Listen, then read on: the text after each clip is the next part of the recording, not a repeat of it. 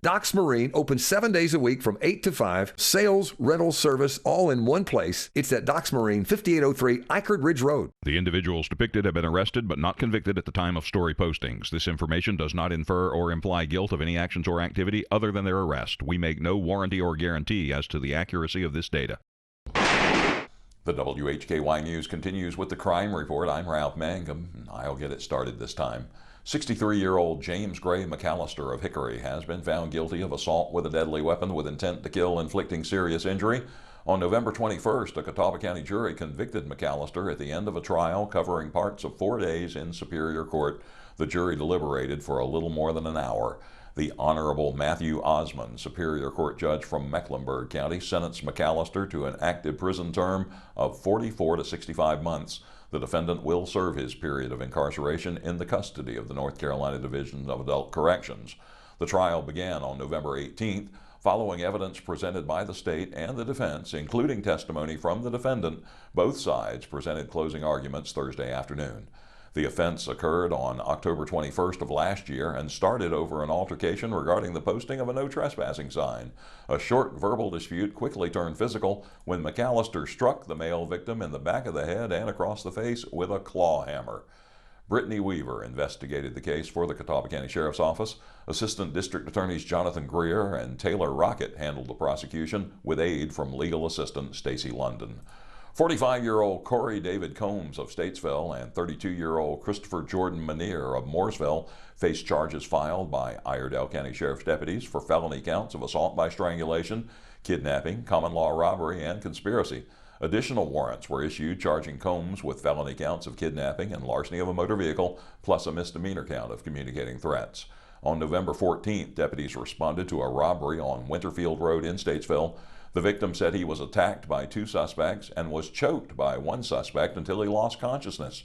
Upon regaining consciousness, the victim found his belongings scattered and several items missing. The suspects fled in a white Toyota Camry. Deputies reported visible injuries to the victim, including redness around his neck and lacerations on his arms and legs. The victim was treated at the scene. The suspects were identified as Combs and Manier. Further investigation revealed that Combs kidnapped and threatened another victim while evading arrest, forcing her to drive him to various locations. The victim escaped, but Combs stole her vehicle, later fleeing to Alexander County. Combs, who attempted to disguise himself in a wig and hat, was arrested on November 19th. Marijuana and drug paraphernalia were found in his possession, leading to additional misdemeanor charges.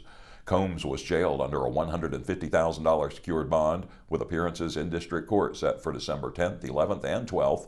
Manier remains at large. Anyone with information regarding his whereabouts should call the Sheriff's Office 704-878-3100. With details on a Burke County drug arrest, here's Rob Eastwood. The suspect in this case was stopped after police reportedly saw him drive down a one-way street the wrong way. After the vehicle stop, police reportedly conducted a search and found methamphetamine. The suspect faces multiple drug charges.